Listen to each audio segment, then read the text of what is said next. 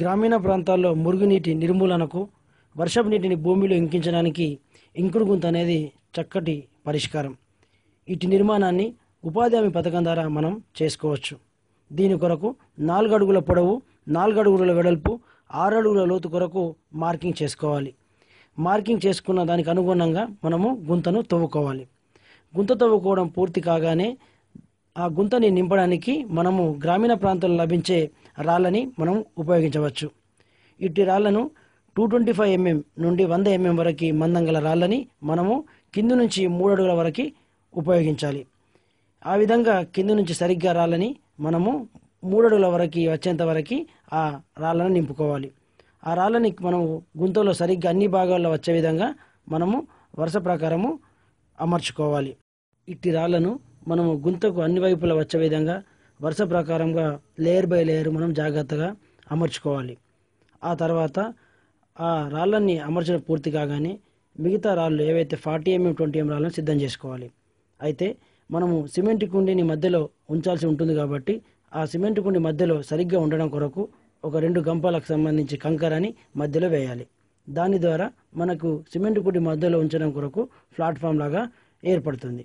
ఈ విధంగా మనము ప్లాట్ఫామ్ ఏర్పాటు చేసుకున్న తర్వాత మనము సిమెంట్ కుండి ఏదైతే ఉందో దాన్ని తీసుకోవాలి. ఈ సిమెంట్ కుండికి సంబంధించి మనము 3 అడుగుల పొడవు, అదేవిధంగా ఫీటు నార అంటే 1.5 అడుగుల చుట్టుకొలత గల సిమెంట్ కుండిని మనం వాడాలి. మనం చిత్రంలో చూపిస్తున్నట్టుగా దానికి పై భాగంలో మనము 4 నుంచి 5 రంధ్రాలు చేసుకోవాలి. అదేవిధంగా పైపు ముఖద్వారంగా ఉండడం కోసం కూడా సిద్ధం చేసుకోవాలి. ఈ కుండిని మనం చాలా జాగ్రత్తగా ఏదైతే ప్లాట్ఫామ్ చేసుకున్నామో దానికి మధ్య భాగంలో వచ్చే విధంగా జాగ్రత్తగా అమర్చుకోవాలి. ఈ విధంగా అమర్చుకోవడం వల్ల మనకు చాలా ఉపయోగం ఉంటుంది. ఆ తర్వాత మనం అమర్చిన కుండి నీటి సరఫరా సమాంతరంగా ఉందో లేదో చూసుకోవడం కొరకు మనము ముందుగా అందులో నీటితో నింపాలి. దానివలన ఆ నీటితో నింపడం వల్ల మనకి ఎక్కడ రంధ్రాల్లో తక్కువ ఎక్కువగా ఉంటే మనము సుత్తితో కానీ సరి చేసుకోవాలి. అన్ని రంధ్రాల నుంచి సమాంతరంగా నీళ్లు బయటకు వచ్చే విధంగా చూసుకోవాలి. ఆ విధంగా చూసుకున్న తర్వాత మిగతా భాగం ఏవైతే ఉందో దాంట్లో 100 నుంచి మనకి 40 mm వరకు రాళ్ళు ఏవైతే అందుబాటులో ఉంటాయో ఆ రాళ్ళని జాగ్రత్తగా ఆ సిమెంట్ కూడా చుట్టుపక్కల నింపుకోవాలి.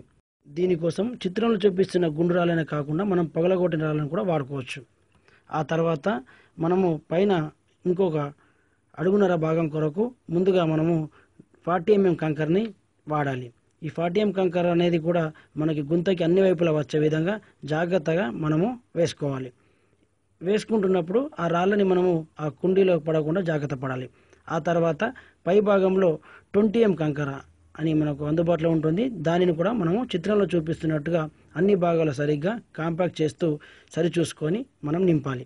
ఆ తర్వాత 1 అడుగు పొడవు, 1 అడుగు వెడల్పు, 1 అడుగు ఎత్తు లోపలి భాగంలో కొలతలు వచ్చే విధంగా మనము చిత్రంలో చూపిస్తున్నట్టుగా చాంబర్ కొరకు మార్కింగ్ చేసుకోవాలి. ఆ మార్కింగ్ అనుగుణంగా మనం తవ్వాలి. దీని కొరకు మనం ఉపయోగించిన నీరే కాకుండా వర్షపు నీటిని కూడా ఇందులో వాడుకోవడానికి అవకాశం ఉంటుంది.